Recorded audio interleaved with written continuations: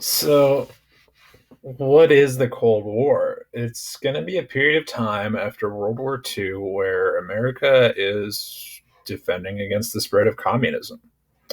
The Soviet Union, represented by this flag, the hammer and the sickle, which is supposed to be for the working people, they were aggressively expanding into Europe in the power vacuum that was left behind after World War II. Now, America, with its ideals, is morally opposed to this.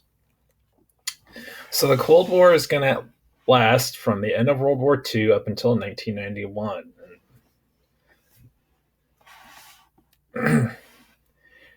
Now, this is caused by very fundamental differences between the United States and the Soviet Union, very different value systems between the two nations. The United States represents democracy, people getting to vote, presidents who don't stay in office forever, and we have a generally free market economic system, meaning we can go out, start a business, and make as much money as we can. Soviet Union was a totalitarian government. They had communist dictators. You know, dictators don't respond to three branches like our president does. They have them at the top and whatever subordinates they want to put up. And they would have a communist or socialist economic system wherein the state owns everything and tells you what you can do with it and how much you can receive for doing your job.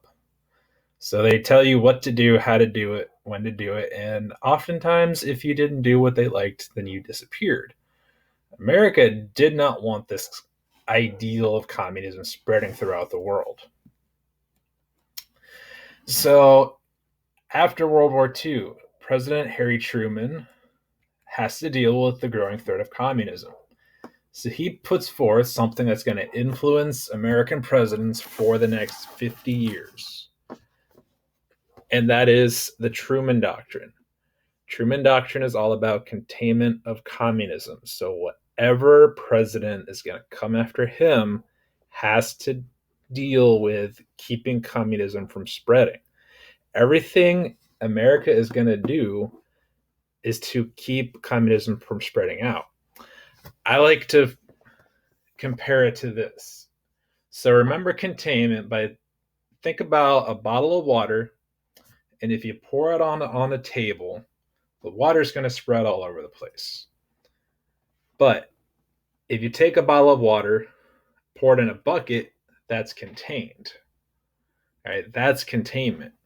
We need to keep communism from spreading because it's so different from us. America is scared of it.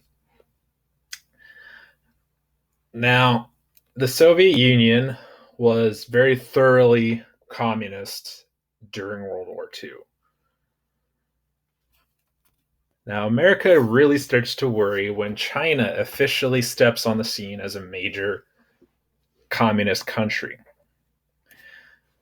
So, communism had been brewing in China for years during World War II. They were dealing with their own civil war as they struggled with political parties in the country. But soon after World War II, from 1945 to 1949, we got a guy named Mao Zedong, this gentleman here on the poster. He takes control of the Communist Party of China and then institutes a communist government within the country. And now America's really sort of worried. That means most of Asia is now influenced in some way by communism, with the USSR in the north and China in the middle. But China and the Soviet Union, just because they played the same game, didn't mean they were on the same team. You would think communist countries would kind of be allies, but they were more rivals. Okay. They kind of wanted the same territory, so they didn't really like each other. Now, 1970s, we'll talk about this in a lesson. President Richard Nixon's going to exploit this fact, and he's going to play the two communist superpowers off each other. But again, that's another lesson. So this is what America's worried about. You see in the blue all the democratic countries that were allies of the United States or became allies after World War II. Anything in red is the Soviet Union. Anything in yellow is areas China controlled. So basically, roughly three quarters, probably more than three quarters, but at least three quarters of Asia is under communist control. That's a lot of territory. The United States was worried about so many people being under such an oppressive system. So America doesn't focus on China. We kind of let China do its own thing. Our big worry is the Soviet Union because of the threat of nuclear war. All right, so 1950s. The Soviet Union had developed their own nuclear program. Now, America had stepped up on the stage after 1945, and the second we dropped that bomb, we issued a challenge to the world, whether we're trying to or not, to try to match us. So Soviet Union knew the United States had nuclear bombs. They developed their own, and the whole reason it's a Cold War, it's called the Cold War, is because we never declared war on the Soviet Union. We never come to arms. We go to different countries and fight them, but we never fight the Soviet Union one-on-one.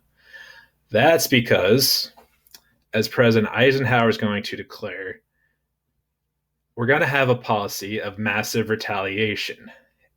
If anybody tried to nuke us, we would nuke them right back. So for the next 50 years, your grandparents, even your parents, are going to be worried about the threat of nuclear warfare. Okay, America is literally on the edge.